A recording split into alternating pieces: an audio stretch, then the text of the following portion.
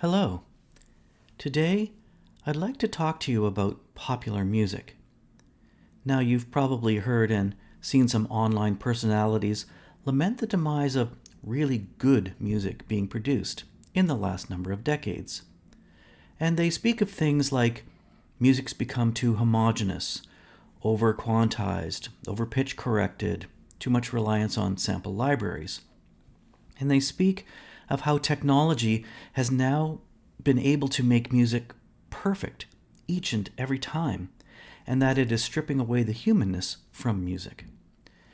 Now, I think if you listen to the top 40, the top 10, you will hear evidence of this, and I think they have a point.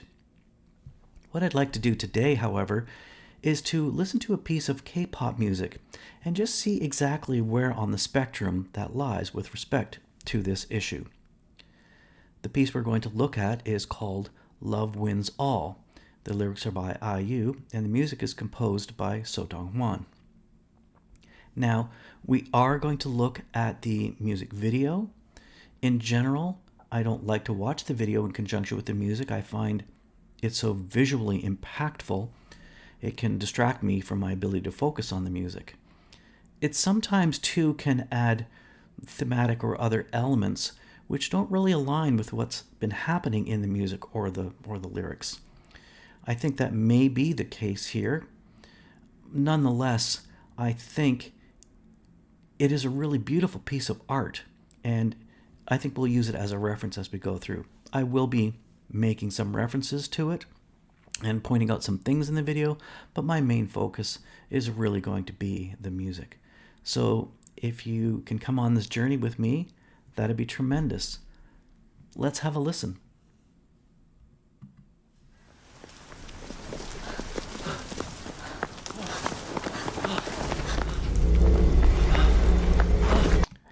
So here we have two people running through the forest. We can hear the effect of their feet running frantically. We can hear both of their labored breaths. They appear to be chased, possibly hunted, by a weird cubic metallic looking object floating above them. The sound effect, it does feel like it's moving through the stereo field a tiny bit, but more importantly, it feels very much right above me, full in the headspace, very oppressive, as if it's something that I simply can't escape. So that's a really tremendous choice there. Let's see what transpires.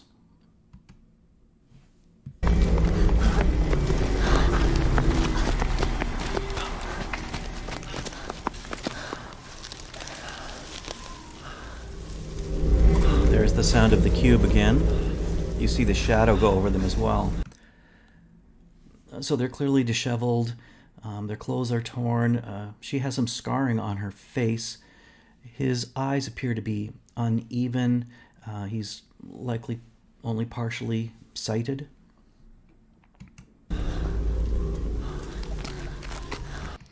Oh, so she's communicating with him gesturally. You can see suddenly there's a Korean subtitle there indicating, I guess, what she's saying because she's unable to vocalize. Still hear a bit of windy sounds, a bit of rain. Oh, that's a moment worth noting. So they've moved from the ambient outdoors and all the sounds associated with it to an interior space. You can very quickly hear that fade in the mix of those ambient sounds, and then the entry of a piano as they enter this probably temporary sanctuary. Let's listen to that transition again. It's really lovely.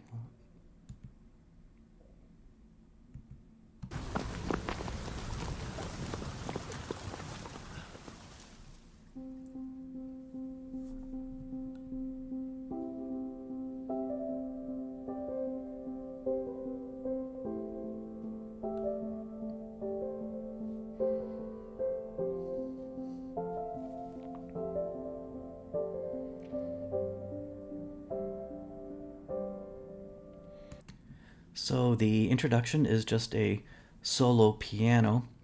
It feels like it's been modulated, filtered in some way. It's taken some of the percussive aspect of it away. It almost feels like a felt piano. Perhaps you might remember I used to be able to take a piece of felt and drop it down between the hammers and the strings, often seen perhaps in apartment-style pianos. But it's got a very quiet effect. It begins with a pulsating middle C. It sounds like triplets in 4, but I think it's 12/8 time. So you hear that middle C. The piece is a very simple harmonic movement of 1 minor 6 4 5. So we have C major, and then we have an A minor chord, A minor 7, and even though the C isn't being continued to play, because it's been presented to you already in your mind, you create that music on your own. You create that C, and it fills out that A minor chord, even though it's not actually physically there. It then moves to the 4 chord F. It too doesn't have a C, middle C in it, but it has an added G, so the 2, and you hear the major portion, the A, actually in the right hand. And then it moves to G, which is a sus chord, so it's the 4th suspended over the 3rd, so you don't get that resolution. Moving very briefly to C over G, and then back to that suspended chord, which keeps you there in a state of suspension. That is really quite lovely. So that sets the tone for the entire piece. Oh, that's a very haunting image. I believe that was an art installation which was meant to represent lives lost, a big mound of clothing, perhaps love lost. Very, very haunting image. It's really fascinating to me when you think that we have a piece here which is essentially in C major, and you might think it'd be, two people in a field, full of flowers and sunshine, and here we have it matched and paired with a very dystopian, very dark, ominous, black and white video image of these people being hunted by some sort of object. So the juxtaposition of those two is really quite striking. Let's listen, and then we'll go into the next section. So as they enter the building.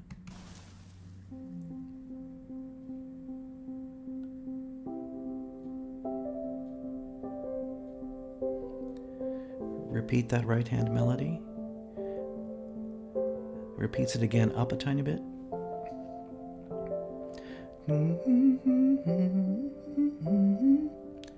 Suspension. Dearest darling, my universe, 날 데려가 줄래? 나의 가난한 상상력으론 떠올릴 수 없는 곳으로. Wow, that was beautiful.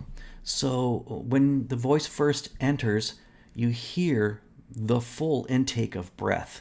So that's not edited out of the mix. That's very human. I believe that the piano part that precedes it, it feels like it's been played, but it's clearly been edited. No human player is really going to play those pulsating rhythms so absolutely precisely. More importantly, with such an equal velocity. So it didn't really bother me, but as we're talking about it, I think that's worth noting. But you hear her voice so intimately, it's so close, it's so full of air, and she's very low in her register. The mix, maybe that was why it was a really good choice for the piano not to be so complete, to carve out and leave a little bit of space for her voice.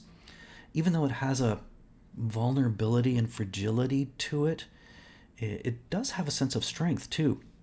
And it's got a lot of air. That above that 10,000 hertz is very clear, and it's all open just for her. Right at the very end, I did hear a little bit of a bass guitar come in as well. Again, it is somewhat muted, so it comes in and adds a nice sub layer, but it doesn't overwhelm. and it doesn't compete with the space that's been created for her. Most of the lyrics appear to be, except for the opening lines there in English, appear to be all in Korean. I should take a moment perhaps to mention that I've read the lyrics, and it's a pretty simple story. It seems to be two people who have each other, who just want to be together despite all obstacles.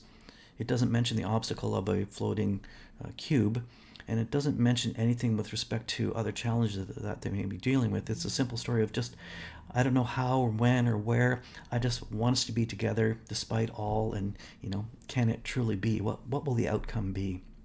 So that's the extent of the lyric story. Let's listen to her vocal performance again.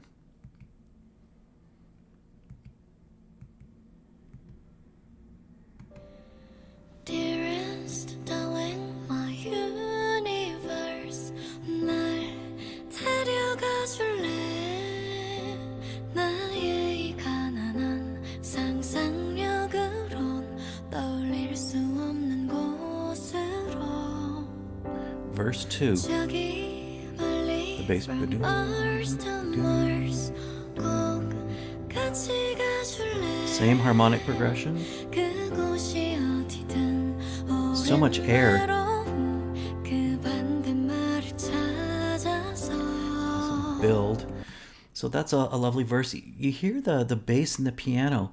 They're not really synchronized. They don't feel like they're on a grid of any kind. They have their own individuality, and yeah, they're very, very nicely paired together. Again, just allowing her the space to deliver her lyric. Did you hear on the word? I think it was bow. You hear a little glottal thing. Again, very human, very, very nice to leave that little tiny effect in. Let's see what happens next.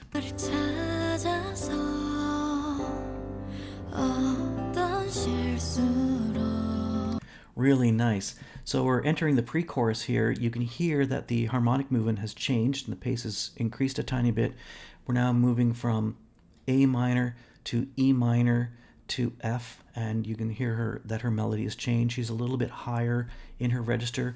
Really nice texture change here. They've added an acoustic guitar, and it too seems to have its own particular rhythmic flavor.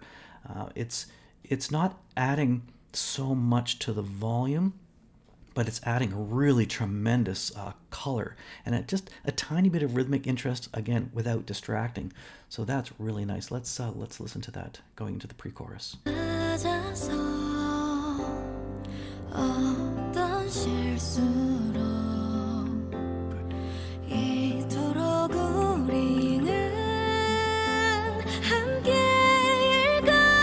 I don't know if you heard that, but when a guitarist is moving their hands along the nickel steel strings, you hear that squeaky sound.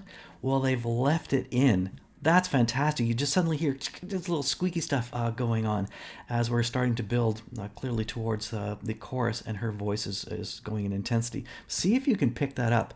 That, again, what a lovely idea to leave that in and not clean it up. I think that's really tremendous. Let's see if we can pick that up. Guitar.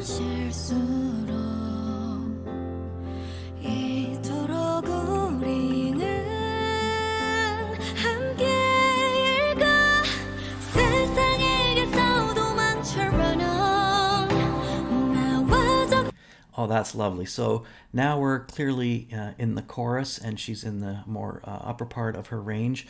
Now, in the accompaniment, we've continued to add instruments as we're building the texture and building the colors. Now we have more strings have been added into this to fill that out, and we have the bass drum and a snare. It feels like it's a stick held down on the skin and just tapping on the rim, giving us again sort of more of that 4-pulse feel. The strings are really beautiful. They feel like a pad. If you're writing for strings, you've probably seen that in sample libraries where they just have an ensemble patch and you're sort of basically writing your string parts as if they were just chords. I think that's okay to do. I think it's also being supported by a synth as well. Let's see if we can pick that up. Going into the chorus. 세상에게 싸우도만 철만한 나와 저 끝까지가 좀 my lover 아픈 결말일까 길은 우리 둘 So I want to make mention of that little little string part just sort of poked out of the mix. Da, da, da, da, da. It's really lovely. If you're writing for strings, I mean, again, it's okay to write pads. However, strings are so dynamic. They're so powerful. It's not like a piano where you strike the note and then it just fades and decays. Strings have the ability to continue the energy. You can really make a lot of that dynamically.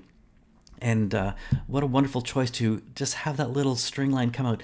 And it's great too. Don't write boring parts for your string players. Give them something to do, and they will appreciate it. They will actually perform better. So that was really, really nice. I want to make mention too, they've picked up a video camera. You know what we were talking about before, how technology has the ability to make things perfect, to make them flawless.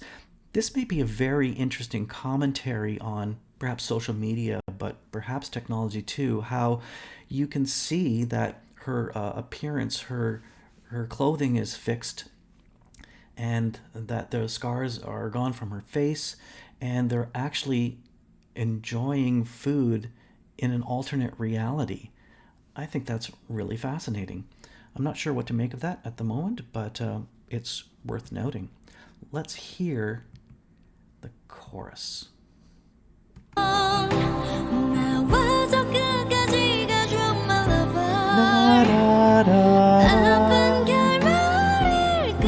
she's so effortless up there. Korean subtitles. I don't know if you heard that, but the drums, the snare dropped out for a little bit. Let's listen to that. No snare.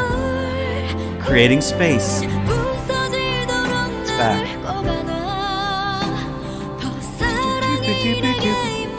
Little shimmer. Da da da. Strings again. Oh, that effortless F. String swell.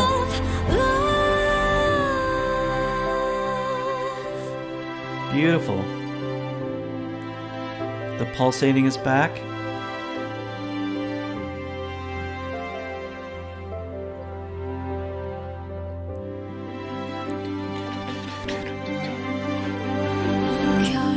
So, what a great moment structurally to put in this interlude here with the strings. That was very masterfully done. Did you notice how the strings are there? They're very clear. They have their own quasi-melodic line. Then the top strings drop out while the rhythm section is still going. And then you hear these swoopy sounds, and then you hear this staccato, pizzicato movement, doop-a-doop-a-doop-a-doop-a-doop-a-doop, and then it carries on and it dovetails and puts the two sections together by carrying those pizzas off into the upper strings, into the next section. And then you have a little moment again of, you know, like when a ball goes up in the air and it's just suspended for a moment, and then, but it makes you wait into that next section before it actually gives it to you.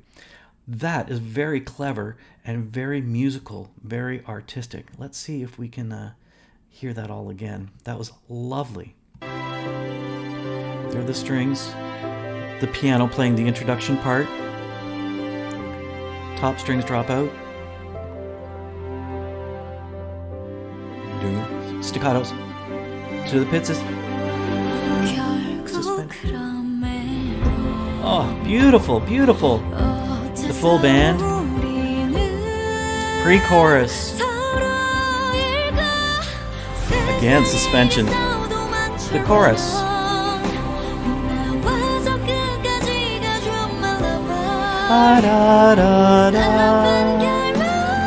Oh, she's so effortless up there.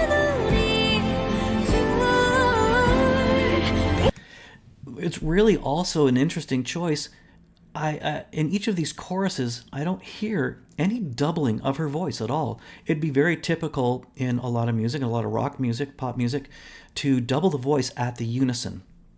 That's not happening here. It's just her alone. In some K-pop too, and I think you can hear it in Blackpink and some of their choruses, they even have it doubled down an octave. There are no backup singers or anything either. It's just her. And even though the texture and the timbre and the complexity has been increasing in the accompaniment, it's becoming this full swell, there's still space carved out in the mix just for her. That is so beautifully done. Ah, it's just absolutely gorgeous.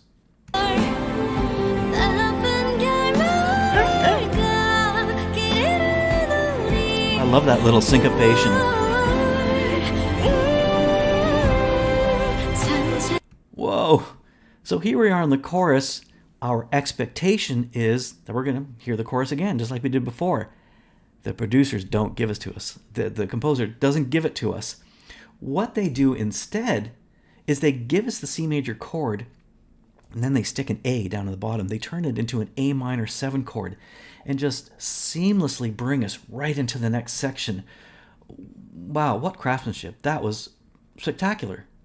To play with our expectations that way, to not give us what we want exactly, but allow us to keep going on the journey without being too disturbed by it. Right here, A minor 7 to F, C, full band, strings, everything. Oh, duple. We heard that earlier too.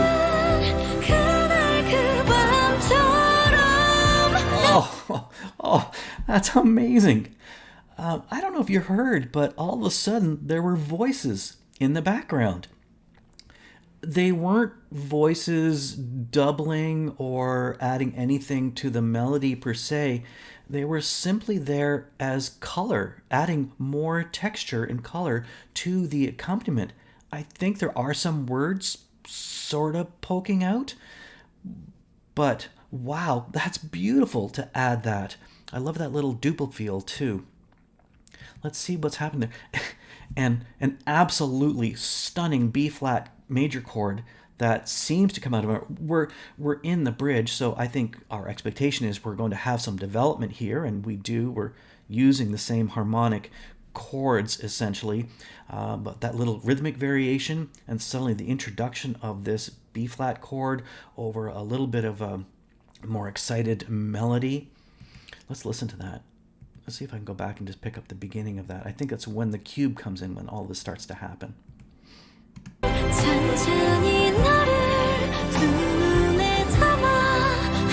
we come to the bridge.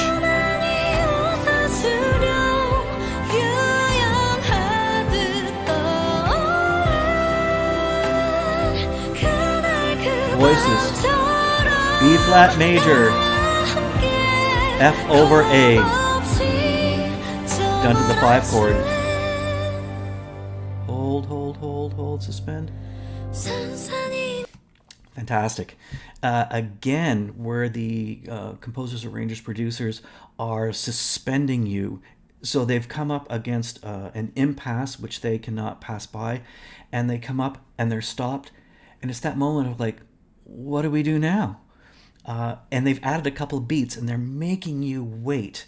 That again is just such an excellent example of managing your expectations. You know the genre so well. You know musically from this type of experience with this type of music, sort of what's supposed to happen, and yet they're able to expertly manipulate you and give you a heightened experience with the music. That is just so well done. Let's see what we've got here. Suspend. Oh, little swell transition. That beautiful little swell to bring you, if you're arranging, use very specific types of ideas to try to get your listener to move into the next space. And those transition, it feels like a little bit of, that reverse sound effect brings you in. They also changed the texture here. That's a lot of cubes. They changed the texture, and now you can more prominently hear the acoustic guitar in there strumming. And the piano now has been popped up an octave, playing that introductory material that we first heard. Listen to how they managed that transition going into this section. 산산이 나를 도망쳐 너와 슬퍼지고 싶어 my lover. Oh, listen to that. That was beautiful. They suddenly have a second guitar come in there. Oh, that was gorgeous. And then now they're adding the strings. So clearly we're doing another build. And her voice dropped out. So again, managing your focus within the space and what your mind is musically listening to. Really well done. What a great moment. It looks like the at a climactic point in the video. The guitar. Listen to the second one come in here.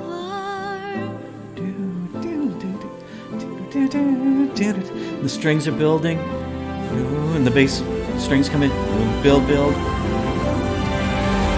Oh, and the cymbal swoosh. Oh, and the key change. Oh my gosh. So we've moved from C major to D flat major.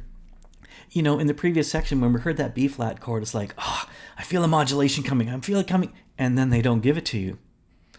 Now you're sort of moving along and you just sort of expect your chorus again, and then they pump it up a semitone. That is fantastic. I just absolutely love that.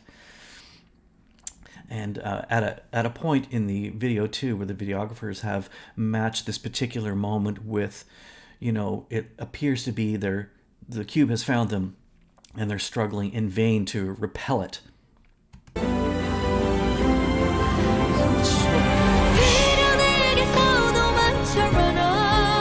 Full band.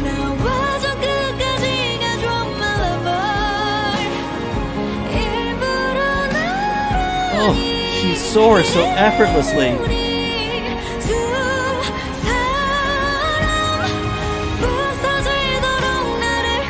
Oh, she covers his good eye.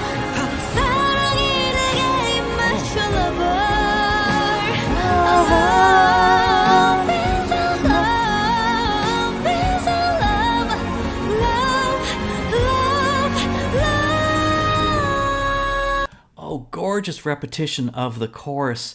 Notice in the second time they add the voices back in, and they're again not synchronized with the melody or even really any of the other instruments.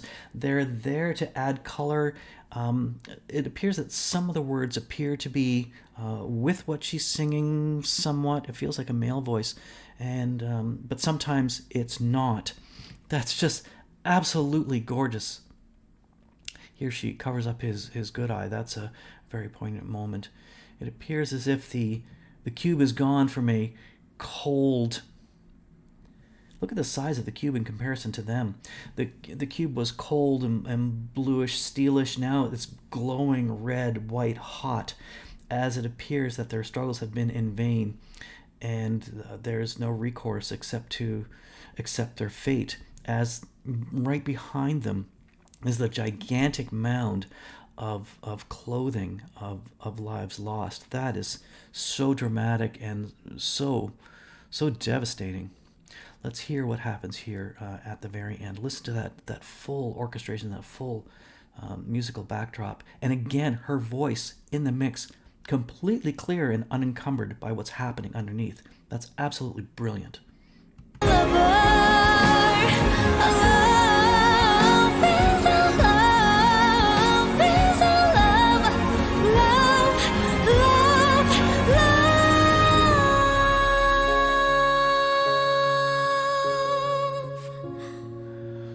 We have to listen to that again. Listen to how she delivers love. So each word has a space between, and then she puts a breath after each one. But more importantly, listen to that last word. So she sings love perfectly in tune. I get the feeling it hasn't been edited. Like, I think that's her.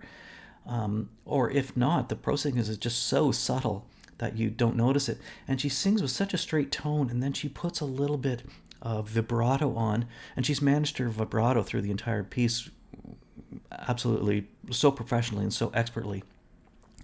At the very, very end, you hear as she's being subsumed by the cube, and the battery symbolically dies with them.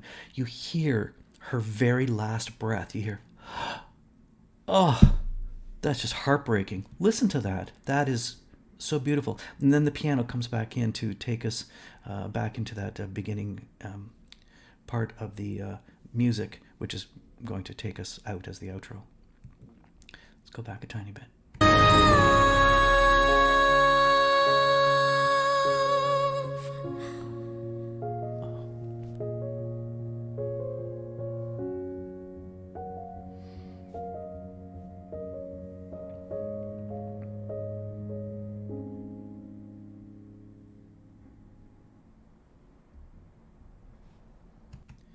So we end as we began with just the piano. It's essentially the same, and it has that same pulsating rhythm. The ending has changed a little bit. It goes back into that duple time feel again. Weirdly, the sound just stops so abruptly. You hear the ambient sound of this particular room come back in. It doesn't feel as reverberant as it did in the very beginning, but the sound just stops of the piano. And you'd think that perhaps, even though their heartbeat, perhaps represented by the piano, has stopped, that somehow it would reverberate or it would linger in the memory of the living space. But it doesn't. So that's an interesting choice. The sound underneath, if you've ever heard the sound of silence, there is actual noise accompanying it. It's a bit of a white noise, just this sort of floor noise. And you do hear that there. Listen to the very end where that piano is, again, sort of ending a bit on a suspension. It doesn't really feel like a resolution. And listen how the piano cuts off and then the ambient sound comes in. Oh, that's really weird too. Did you hear it right in the very boom? Did you hear that right in the very bottom? That's very odd. I wonder what that is.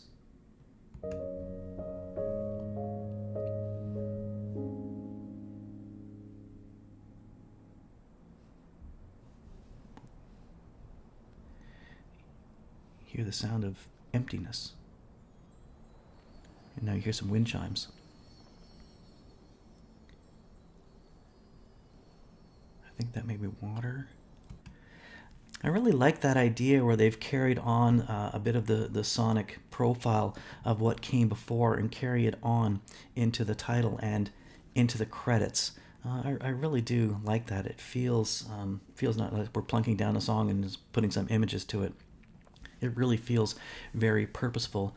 Here we can see the credits for this song, IU, with the lyrics. You can see that Dong-hwan has done, wow, the majority of the work. I mean, playing so many instruments, being involved in the recording process.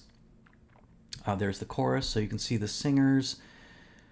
The cello and strings are credited separately. That's interesting. There's a synth, toms. I don't remember there being toms. Did you hear toms? I don't recall hearing toms. But it's nice to see the credits there. So there you have it. A piece of K-pop which you might expect has to serve its audience in a very particular way. And I think that they've done that. And they've certainly adopted a harmonic formula, the 1 minor 6 4 5, essentially a 4-chord song. They've served it very well. They've repurposed pieces of it to build their bridge and interludes. They had a lovely deviation going to that flat 7 there. And then, of course, the modulation, which not all songs do, but can be very effective. And here it certainly is. And clearly the videographer picked up on that too. And their pacing of their narrative of the story. They have structurally, they included a couple of things where you expect verse, chorus, verse, chorus, bridge, like that is your expectation.